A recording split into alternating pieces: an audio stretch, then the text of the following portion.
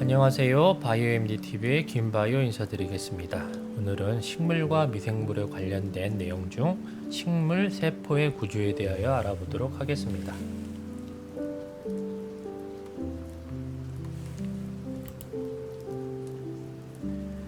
식물 세포에는 핵이 있는 진핵세포로 핵이 없는 세포를 원핵세포라고 합니다.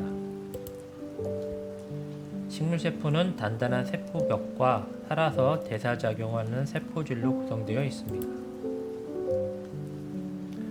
세포질은 단일막인 원형질막으로 둘러싸여 있는데 세포질을 구성하는 세포 속 기관에는 이중막인 핵, 색소체, 미토콘드리아 등이 있고요. 단일막인 소포체, 골지체, 액포, 포옥시섬, 글리옥시섬 등이 있습니다. 비막 구조인 리보섬, 미세섬유, 미세관 등이 식물세포의 구성요소입니다. 세포질에서 소기관들의 나머지를 기질이라고 하는데 기질은 단백질, 지질, 핵산, 물 등 여러가지 물질들로 이루어져 있습니다. 동물에는 없고 식물에만 가지고 있는 소기관으로 세포벽, 색소체, 액포, 원형질 연락사 등이 있고요. 동물에 있는 중심체는 식물에는 없습니다.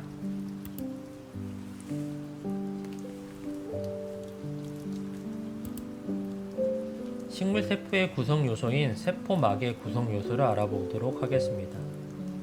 원형질막은 원형질의 표면을 완전히 덮는 막으로 세포막이라고도 합니다. 원형질 막과 세포 소기관들의 막은 기본적으로 동일한 구조라고 알려져 있지요. 세포막은 두 개의 인지질층과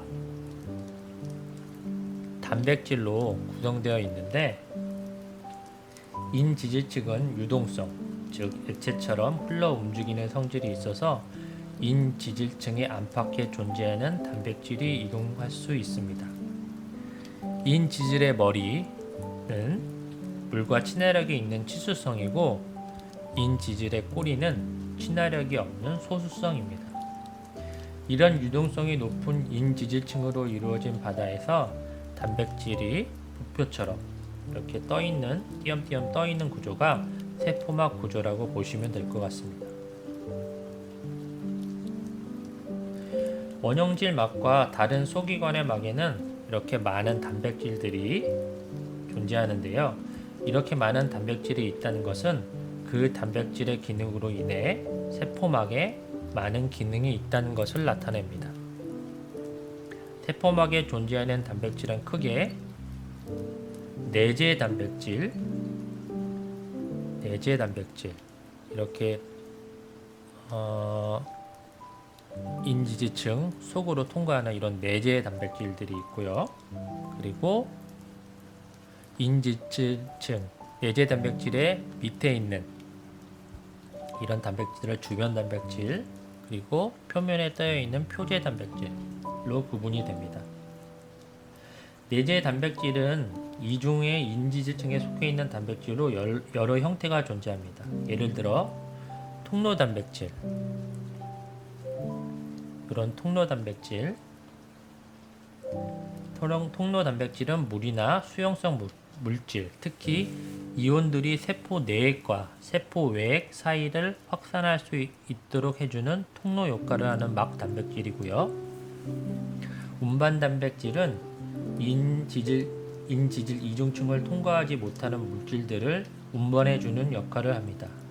수용체 단백질은 세포막을 쉽게 통과하지 못하는 펩타이드 호르몬과 같은 수용성 화학 물질에 대한 수용체로 작용됩니다. 주변 단백질은 주로 내재 단백질에 부착되어 있어 주로 효소로 작용하거나 세포막의 막공을 통한 물질 운반을 조절하는 역할을 합니다.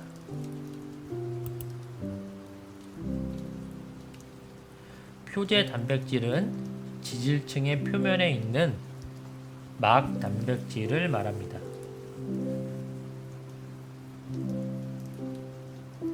내재 단백질의 바깥 표면에는 짧은 탄수화물 사슬이 결합되어 있는데, 이런 탄수화물은 생장과 분할을 일으키는 호르몬 및 환경 신호의 인식작용에 중요한 역할을 하게 됩니다.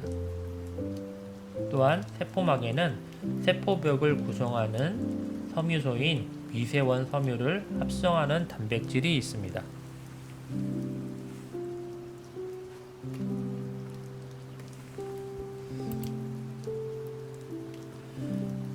원형질 막에서 용질의 수송 과정은 능동수송과 수동수송으로 구분이 됩니다. 이 구분을 이해하기 위해서 먼저 확산에 대하여 알아야 하는데요. 확산은 분자가 퍼져나가는 현상으로 농도가 높은 영역에서 낮은 영역으로 이동하는 현상을 말합니다. 운반될 분자가 농도 또는 전기화학적 기울기에 의하여 높은 쪽에서 낮은 쪽으로 이동되는 수송을 단순 확산이라고 하고요. 통로 단백질이나 운반 단백질에 의해 이동될 경우를 촉진 확산이라고 합니다. 이렇게 단순 확산이나 촉진 확산에 의하여 분자가 이동하는 것을 수동 수송이라고 하고요. 농도 기울기에 역행하여 이쪽으로, 농도가 낮은 쪽에서 높은 쪽으로 이동하는 것을 능동 수송이라고 합니다. 능동 수송을 위해서는 ATP, 즉 에너지가 필요하게 됩니다. 통로 단백질은 물질을 그냥 통과만 시키는 것이 아니라 물질을 그냥 통과만 시키고, 운반 단백질은 물질과 결합하여서 단백질의 모양을 변형하여 물질을 이동시킵니다.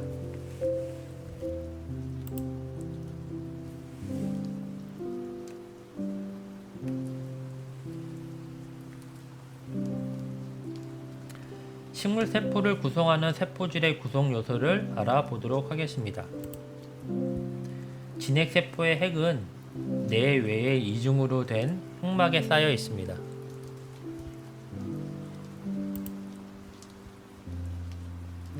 핵막에는 다수의 작은 구멍, 핵공이 있는데요. 이를 통해 핵과 세포질 사이에 물질이 수송됩니다. 핵 속에 있는 물질을 핵질이라고 하는데요. 핵질에는 DNA, 효소, 히스톤 단백질, 여러 종류의 RNA 등이 있습니다. DNA와 히스톤 단백질이 결합되어 있는 것을 염색질이라고 합니다. 이는 광학 현미경으로 볼 수 있는 유일한 핵 속의 구조인데요. 이는 리보솜의 구성 요소들을 합성하고 조립하는 장소입니다.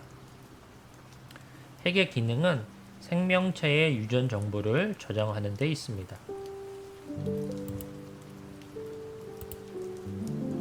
미토콘드리아도 내외의 이중막으로 쌓여 있는데요.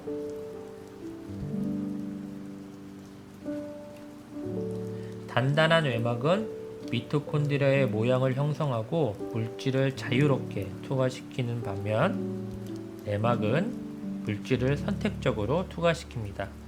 내막은 기질 속으로 주름이 잡혀 있어서 크리스테라는 구조를 형성하는데, 이러한 구조는 ATP 합성에 관련된 많은 효소들과 반응할 수 있는 표면적을 증가시키는 작용을 합니다. 미토콘드리아의 기질에는 DNA, 리보솜, TCA 회로의 생화학 반응에 관련된 많은 효소 등 여러가지 물질들이 있습니다.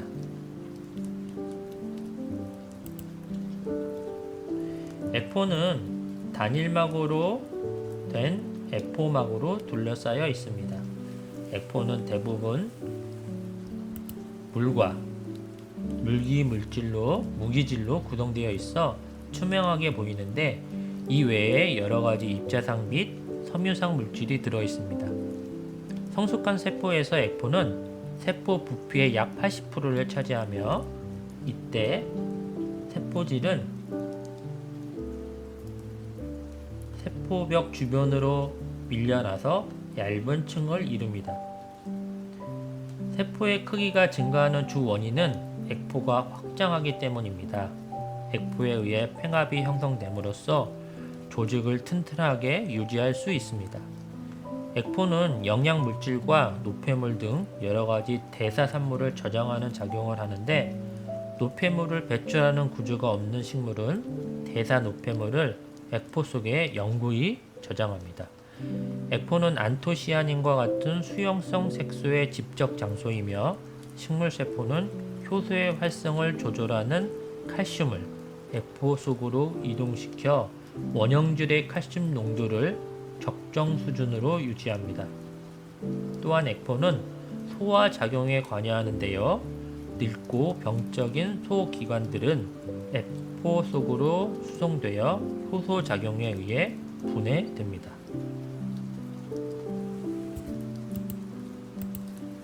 리보솜은 아주 작은 입자로 RNA와 단백질로 구성되어 있고요. 리보솜은 단백질이 합성하는 장소로 대사가 활발한 세포의 세포질에 풍부합니다.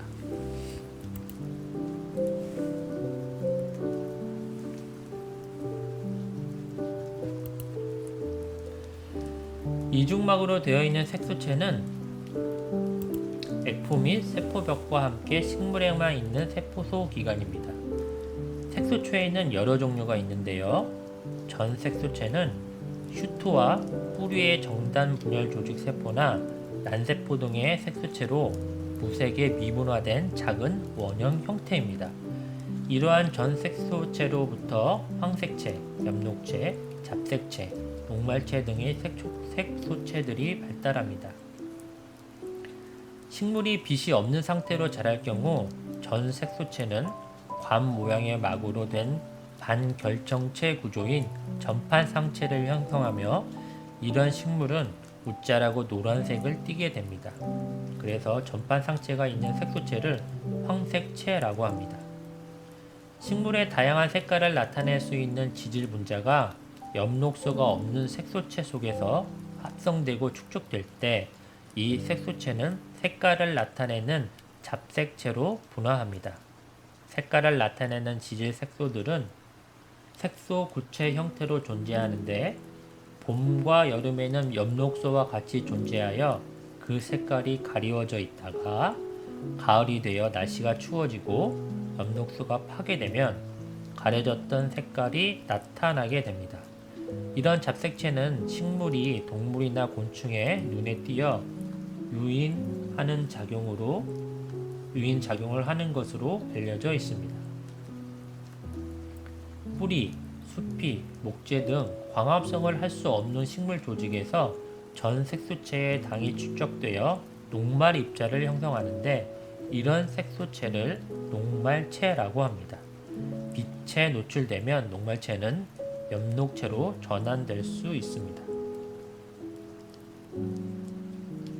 색소체에 엽록소나 지질 색소 어느 것도 없는 경우를 백색체라고 합니다.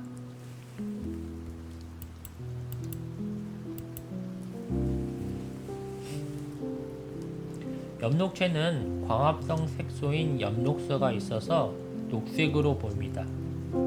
엽록체의 내부는 기질과 막 구조로 이루어져 있는데요. 엽록체의 기질을 스트로마라고 합니다. 스트로마는 틸라코이드와 내막 사이에 있는 공간을 지칭하며, 이곳에 엽록체의 DNA, 리보솜, 많은 단백질들이 존재합니다. 광합성은 식물이 빛을 이용하여 양분을 스스로 만드는 과정으로 물과 이산화탄소를 재료로 포도당과 산소를 생성하게 됩니다. 빛에 의존하는 단계, 즉 명반응에서 ATP와 아데닌 디뉴클레오티드 인산을 합성을 하고 빛에 의존하지 않는 반반응에서는 면반응에서 생성된 ATP와 NADPH를 가지고 포도당을 생산합니다. 스트로마에서 이산화탄소를 당으로 고정하는 광합성의 암반응이 스트로마에서 일어나게 되고요. 탈라코이드는 동종 모양으로 생긴 막 구조물로 틸라코이드가 여러 겹 쌓여있는 구조물을 그라나라고 합니다.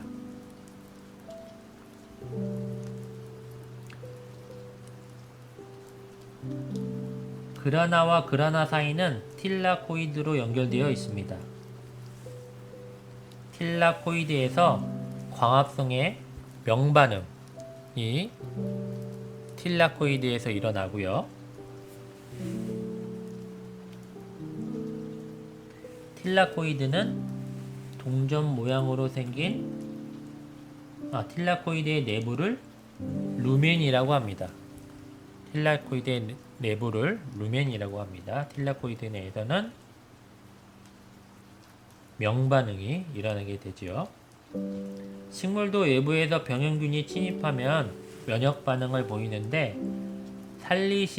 살리신산이나 자스민산 등과 같은 호르몬을 분비하여 면역 반응을 일으킵니다.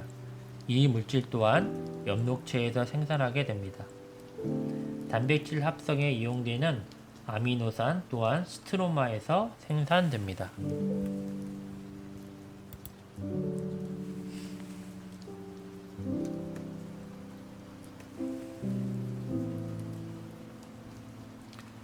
세포 속의 단당류와 같은 작은 분자들은 확산에 의해서 다른 위치로 이동하지만 단백질과 같은 큰 분자들은 소포체에 의해 운반됩니다. 소포체는 크게 두 가지 형태가 있는데요.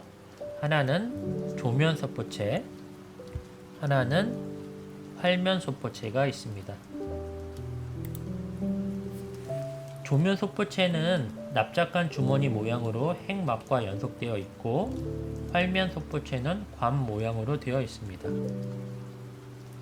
조면소포체에는 리보솜이 있어 단백질을 합성하는데 합성된 단백질은 조면세포체의 막을 통과해서 소포체 주머니 속으로 들어갑니다. 조면소포체에서 축적된 단백질 중 소화효소나 점액 등으로 분비될 단백질은 작은 주머니, 즉 소낭을 형성하여 떨어져 나와 세포막으로 이동, 외포 작용에 의하여 세포 밖으로 방출됩니다. 그렇지만 일부 소낭은 골지체로 이동하게 됩니다.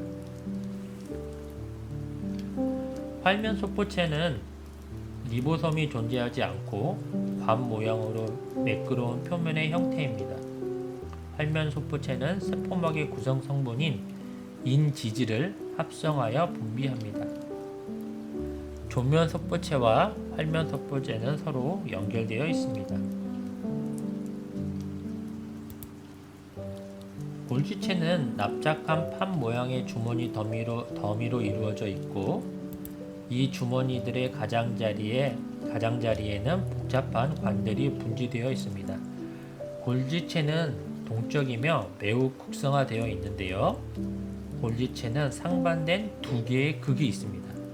소포체에서 가까운 시스면, 소포체에서 먼 트랜스면이 있습니다. 특히 소포체와 가장 가까이 있는 또는 가장 멀리 있는 주머니들은 관이 연결된 그물 모양을 형성하는데 이들을 각각 근골지망, 원골지망이라고 합니다.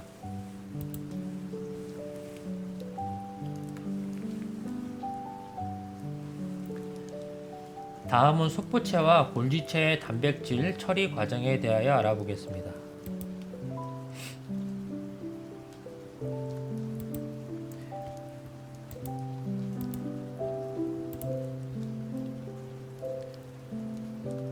리보솜이 붙어있는 조면 소포체에서 단백질이 합성이 되면 수성소낭에 의하여 골지체, 리소점, 세포막, 그리고 세포 밖으로 이동하게 됩니다. 이들 단백질은 대부분 막 결합 단백질이나 분비 단백질 등인데요. 대부분의 단백질은 골지체로 이동하여 당 단백질과 같은 변형 작업을 거쳐 골지체로 이동하여 당 단백질과 같은 변형을 통해 분비 소낭을 통해 세포막에 도착, 융합하여 세포 밖으로 방출되게 됩니다.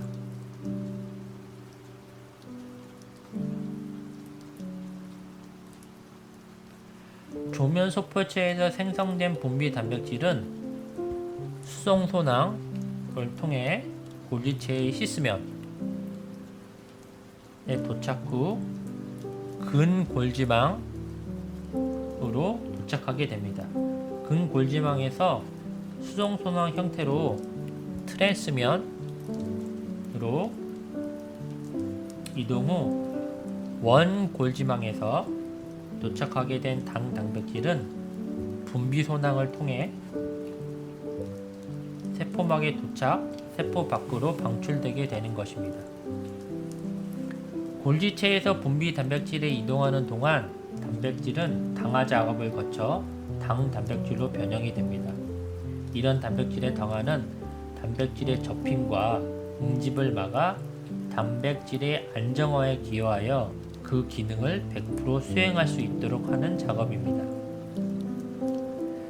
단백질의 당화는 소포체에서도 일어나지만 대부분 골지체에서 일어나게 됩니다. 골지체는 단백질을 각 목적지에 맞게 분류하는 기능이 있습니다.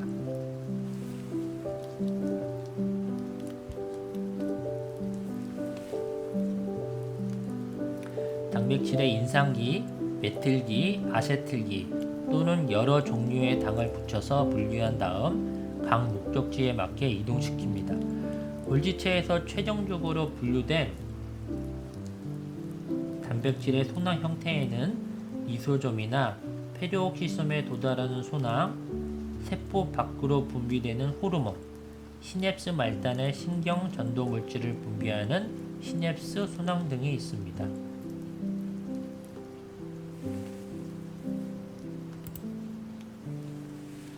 수성소낭은 수성소낭을 만드는 피복 단백질에 따라 COP2 피복소낭, COP1 피복소낭, 클라트린 피복소낭으로 구분이 되는데요. COP1 피복소낭은 골지체에서 소포체로 이동하는 소낭을 만들고 COP2 피복소낭은 소포체에서 골지체 방향으로 이동하는 소낭을 만듭니다. 클라스린 피복소낭은 분비소낭이라고도 하는데요.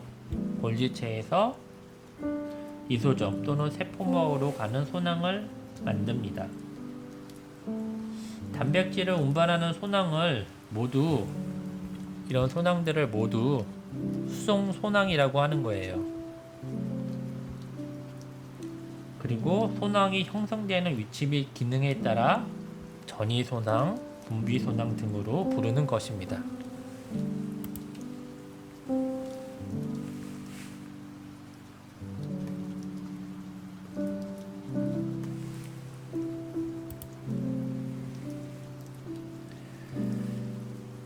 다음은 미소체인데요.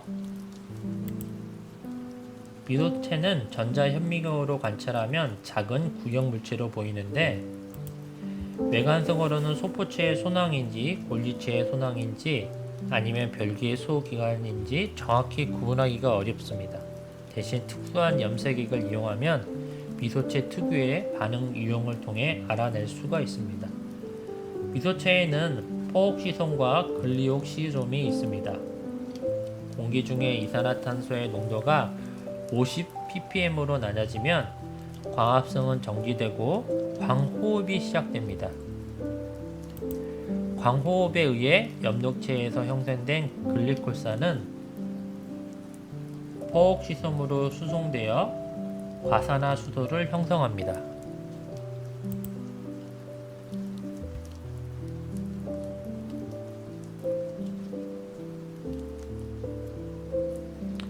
이 글리콜산이 포옥시솜으로 이동되어 H2O2인 과산화수소를 형성한다는 것입니다. 이 과산화수소는 세포에 유독한데 이 과산화수소를 포옥시솜에 있는 카탈라제라는 효소가 물과 산소로 분해시킵니다. 포옥시솜에 의하여 글리콜신은 글리신으로 전환이 되고 이 글리신을 미토콘드리아가 활용하게 됩니다. 그래서 엽록체의 포옥시솜 미토콘드리아는 공간적으로 아주 밀접하게 배열되어 있습니다. 글리옥시솜은 지방산을 분해하는 효소를 가지고 있습니다. 저장된 지방은 모든 세포질에서 지방산으로 가수분해되어 글리옥시솜으로 수송되고 글리옥시솜으로 수송된 지방산은 글리옥실산 회로 반응에 의하여 숙신산으로 전환되게 됩니다. 이 숙신산은 미토콘드리아로 수송되어 당으로 전환, 발화와 생장에 이용되게 됩니다. 이러한 대사량으로 인해 지질입자와 글리옥시솜, 미토콘드리아도 공간적으로 밀접하게 배열되어 있는 것입니다.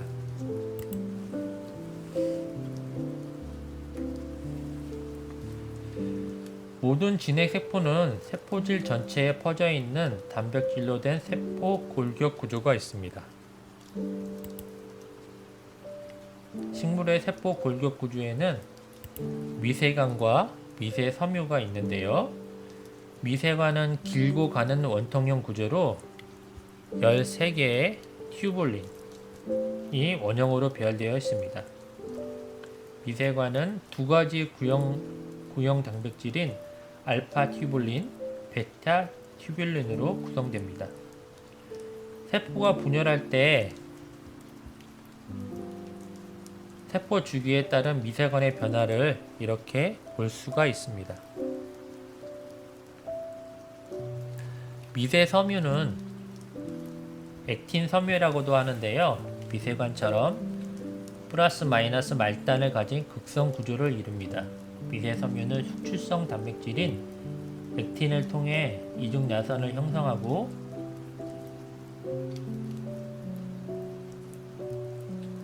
뮤오신 운동 단백질과 결합하여 세포질 유동을 일으키게 되는 것입니다.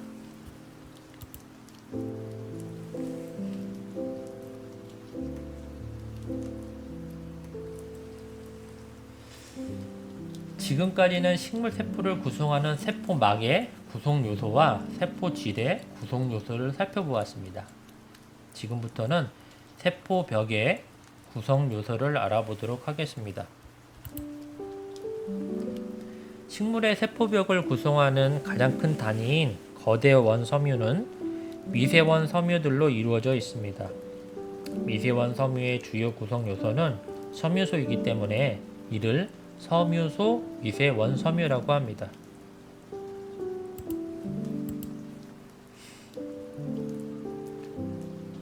세포벽의 골격을 이루는 섬유소 미세원 섬유들은 교차 연결된 비섬유소 분자들로 이루어진 기질 속에 묻혀 있습니다. 기질에는 반섬유소, 팩틴 등과 같은 다당류, 구조 단백질 등이 있습니다. 반섬유소는 이질적인 비결정 글리칸 무리를 말하는데요. 글리칸이란 당 단백질이나 당 지질처럼 단백질 또는 지질과 같은 분자에 결합한 당의 무리를 말합니다. 1차 세포벽의 반섬유소는 자일로글루칸이며 2차 세포벽의 주요 반섬유는 글루코만난입니다. 팩틴, 중간층에 있는 팩틴, 기질에 있는 팩틴. 팩틴은 1차 세포벽 구성성분 중 가장 높은 비중을 차지하고 세포벽 사이의 중간층에 높은 농도로 존재합니다. 다당류의 형태로 매우 친수성이며 젤 또는 교질을 형성하는 능력이 있어 세포 간 접착에 중요한 역할을 합니다. 이런 성질 때문에 팩틴은 잼이나 과일 젤리를 만드는 데 사용됩니다. 세포벽 속으로 물이 들어가면 팩틴에 흡수되어 이런 세포벽은 가소성, 즉 본래의 모양으로 돌아가지 않는 성질을 띠게 되어 세포벽이 늘어날 수가 있습니다. 세포벽에 존재하는 단백질에는 구조 단백질, 여러 종류의 효소들이 존재합니다. 구조 단백질은 그 기능이 많이 알려지지 않았습니다. 효소에는 식물의 방어 기작에 관여되는 키티나제, 포옥시다제 등과 목줄화를 촉진하는 포옥시다제, 락케이스가 있습니다. 이외에 섬유소 분해 효소와 팩틴 분해 효소들도 존재합니다. 세포벽의 구성 요소 세 번째로 칼로스가 있는데요. 칼로스는 원형질 막과 세포벽 사이에 집적되는 다당류입니다. 칼로스는 세포에 가해지는 물리적 상처, 스트레스 유발, 곰팡이의 숙취세포 침입 등과 같은 자극에 반응하여 생기는 물질입니다. 목질소는 리그닌이라고도 하는데요. 세 가지 알코올이 중합되어 형성되는 페놀 중합체입니다. 세포가 오래되면 세포벽에 섬유소를 단단하게 하는 리그닌이 집적되게 되는데요. 목질화는 1차 세포벽 층에서부터 시작하여 2차 세포벽 층으로 퍼져나갑니다. 목질소가 집적되어질수록 세포벽의 단단함의 정도는 증가되어 증상작용에 의하여 생기는 압력을 식물이 잘 견뎌낼 수 있게 합니다. 또한 물관부에서 물의 횡적, 측면으로 확산되는 것을 제한하며 물의 종적, 즉 뿌리에서 줄기까지의 수송 기능을 촉진하는 역할을 하게 되는 것입니다. 세포벽이 두꺼워지면 세포 안에 내용물이 적어지고 세포질에 들어가는 물과 산소의 양이 줄어들게 됩니다.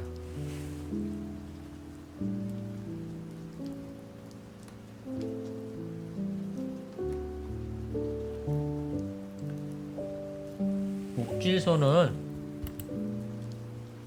이기 보호 조직인 후르크 조직의 주요 구성 요소입니다.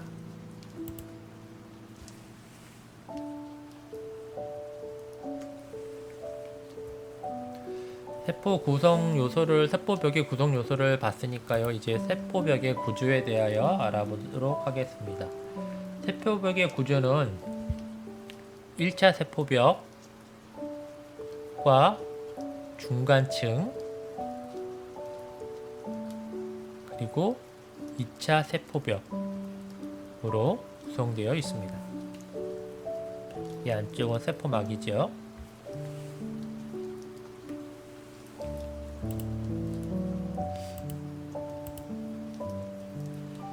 일반적으로 세포벽은 어린 세포일수록 더 얇으며 세포의 생장이 정지된 후에는 더 이상 두꺼워지지가 않습니다. 맨 처음 형성된 섬유소층은 1차 세포벽을 만들고요. 1차 세포벽이 인접한 다른 세포의 세포벽과 만나는 부위를 중간층이라고 합니다. 중간층의 주요 화학 성분은 팩틴인데요. 때때로 2차 세포벽이 있는 세포들에서는 목줄화되기도 합니다. 1차 세포벽 다음에 집적되는 2차 세포벽은 세포의 원형질체에서 생긴 세포벽 물질이 1차 세포벽의 안쪽 표면에 쌓여서 형성됩니다. 1차 세포벽과 2차 세포벽의 특징을 간략히 보면 1차 세포벽은 주로 활발하게 분열하는 세포들에 존재하고요. 식물의 상처를 치료하고 재생될 수 있는 세포들로 주로 1차 세포벽에 존재합니다. 2차 세포벽은 주로 1차 세포벽의 표면적 증가가 멈춘 후에 1차 세포벽의 안쪽 표면 위에 집적됩니다. 섬유소는 1차 세포벽보다 2차 세포벽에 더 많으며 2차 세포벽에는 팩틴질이 없습니다. 그리고 2차 세포벽은 단단하고 늘어나지가 않습니다. 비교적 1차 세포벽에 풍부했던 구조 단백질과 효소들은 2차 세포벽에는 없거나 약간만 있습니다.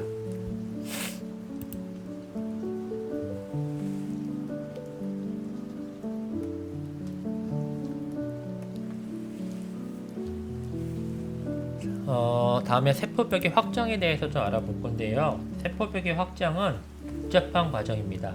호흡, 다당류 및 단백질의 합성, 세포벽의 스트레스 완화, 팽합 등이 관련되어 있는 작용입니다. 일반적으로 세포벽의 구조가 느슨하게 되면 세포가 물을 흡수하여 팽합이 생겨 세포벽이 확장되게 됩니다. 세포벽을 확장시키기 위해서는 여러 가지 요소들이 영향을 미칠 수가 있는데요. 그 중 하나가 식물 호르몬입니다. 옥신과 지베렐린은 세포벽의 확장을 증가시키는 식물 호르몬이고요. 앱스산, 에틸렌은 확장을 감소시키는 역할을 합니다. 이 그림은 세포벽의 확장을 설명하기 위한 산성 생장 가설 모형도인데요. 원형질망에 있는 양성자가 옥신과 결합하면 수소이온은 세포벽의 기질 부분으로 수송이 됩니다. 그 결과 세포벽의 기질은 확장소라는 단백질이 활동하기에 적당한 산성도로 낮아집니다. 확장소 단백질은 반섬유소와 섬유소 미세원섬유 사이의 수소 결합을 끊어서 세포벽을 느슨하게 만듭니다.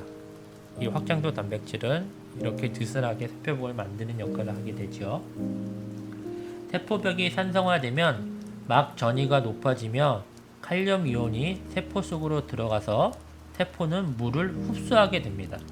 세포가 계속 물을 흡수하면 팽합이 점차 증가되어 세포벽이 확장될 수가 있습니다. 즉, 이온 농도의 차이에 의하여 삼투압 작용이 생기면 물이 흡수되고 물의 흡수를 통한 팽합이 높아져서 세포가 신장되는 것입니다. 다음은 세포벽 중에 있는 원형질 연락사에 대해서 알아볼 텐데요.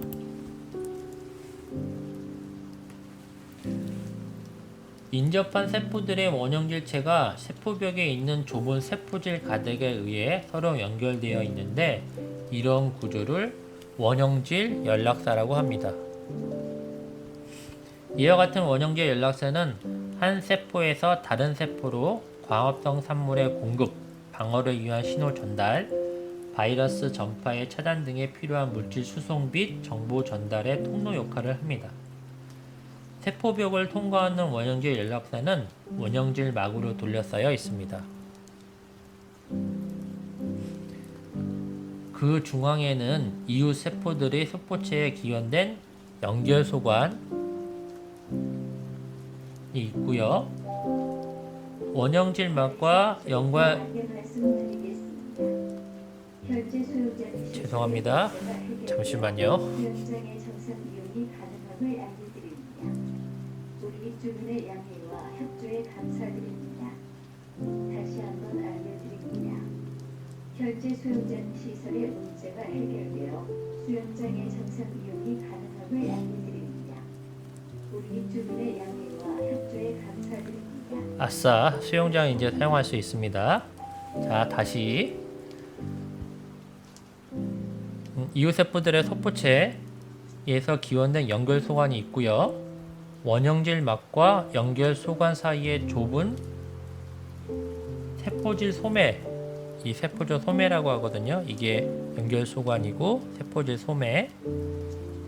소매를 통해서 물질이 이동됩니다. 그리고 이 연결 소관은 지질 분자를 수송하는 역할을 하고요. 연결 소관을 나선형으로 둘러싼 액틴 섬유는 미오진 분자와 상호작용을 하게 됩니다. 원형질 연락사의 입구 가까운 부분에는 칼롭스가 집적되어 있습니다. 이게 좀 그림이 헷갈릴 수가 있는데요. 여기가 세포인 것이고요. 그죠? 그리고 요게 중간층인 것이고, 요게 1차 세포벽. 그죠? 그리고 여기가 2차 세포벽인 것입니다. 그러니까 여기 이 그림에서 보게 되면 여기가 세포인 것에 세포예요, 세포. 그리고 여기가 중간층인 것이고요. 그리고 중간층 가로 밑에 이쯤이 1차 세포벽인 것이고, 이쯤이 2차 세포벽인 것이죠. 이제 이해하셨죠? 그래서 이 두 세포를 연결해주는 구멍, 이것이 원형질 연락사라는 것입니다. 자, 이해하셨죠? 오늘은 세포의 구조에 대하여 알아보았고요. 다음 시간에 다른 내용으로 만나보도록 하겠습니다. 좋아요, 구독은 저에게 큰 힘이 됩니다. 다음에 만나 뵐게요. 감사합니다.